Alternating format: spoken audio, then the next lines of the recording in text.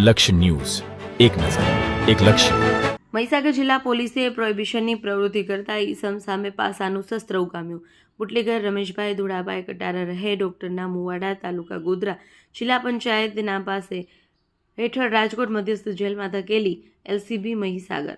Panchmahal Godhra range police મહાનિરીક્ષક VR Asari, મહિલા જિલ્લા પોલીસ અધિક્ષક સફીન હસનના મહીસાગર જિલ્લામાં દારૂની હેરફેર તથા વેચાણ સહિતની પ્રોહિબિશનની અસામાજિક પ્રવૃત્તિ કરનાર ઇસમો સામે કડક હાથે કાર્યવાહી કરવા અને આવા ગુનેગારોને કાયદાનું ભાન થાય તેમજ જિલ્લામાં કાયદો વ્યવસ્થા સુદૃઢ બને તે માટે પાસા તડીપાર પ્રવર્તમાન કાયદાઓ હેઠળ કાર્યવાહી કરવા સૂચના અને માર્ગદર્શન આપેલ હોય, જે અન્વયે એલસીબી પોલીસ ઇન્સ્પેક્ટર એમ.કે. ખાટ દ્વારા પ્રોહિબિશનની પ્રવૃત્તિ કરતા રમેશભાઈ ધુડાભાઈ કટારાને નિશાન ફળ્યું. ડોક્ટરના મુવાડા પંચમહાલને વિરુદ્ધ પુરાવાઓ એકઠા કરી પાસા દરખાસ્ત તૈયાર કરેલ પોલીસ અધિક્ષક મહીસાગરના મારફતે જિલ્લા મેજિસ્ટ્રેટ મહીસાગરના તરફ મોકલી આપેલ.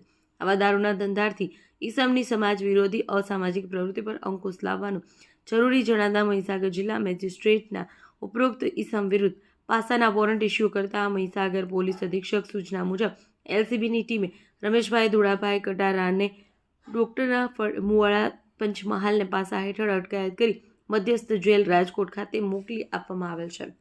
રિપોર્ટર અનિકેત જોશી, મહીસાગર.